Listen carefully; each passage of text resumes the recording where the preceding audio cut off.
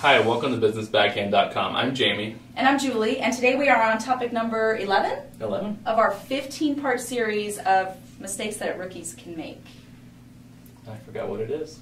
I'll tell you what it is, Jamie. It's failure to obtain your post-licensing education in a timely manner. Yeah, and we were talking about this just before. I don't know how I forgot, but you have a story about that. I do. I actually, I sat down at our local association a couple weeks ago with a nice young lady who's been in the business for about 3 years. Anyways, we got into the conversation about post-licensing because when I got licensed, we didn't have any required post-licensing, really. I mean, we had to get our credits.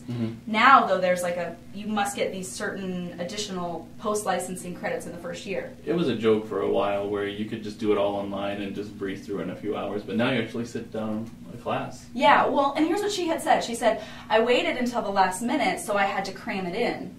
And she said, as I was sitting through those classes the last week of my first year in the business, I wished that I would have taken it sooner. Because as I was sitting there, I realized they were explaining a lot of the things I had to figure out on my own.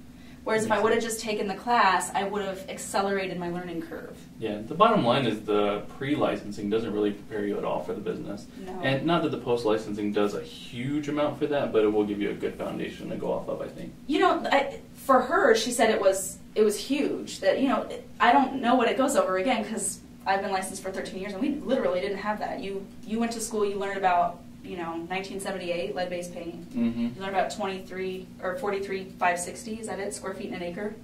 I mean, like, that was what you learned. You learned how to do net operating income. Disclosures. And then, yeah, maybe you passed the test, and then like you were selling real estate at a high level, right? And so I love the idea of post-licensing, and like I said, for her, she said that she wished she would have taken it sooner. So take it sooner. Don't wait until the last minute, because apparently there are things going on in those classes that can help your business out quite a bit. Yeah, so maybe as soon as you get your license, just schedule and go to it. Yeah, why not? I mean, you're already going to be, integrated into the education at your office. Why not go get some additional, probably broker-type training? All right? And just looking at it from a scheduling standpoint, from the time that you get your license until the very end of the year, you might be busy at the end of that first year, and it might be more difficult to schedule that in there. For sure. And who knows if by doing this you don't actually end up being busier. It's like one of those who you wouldn't have known unless you know. Right. You can't.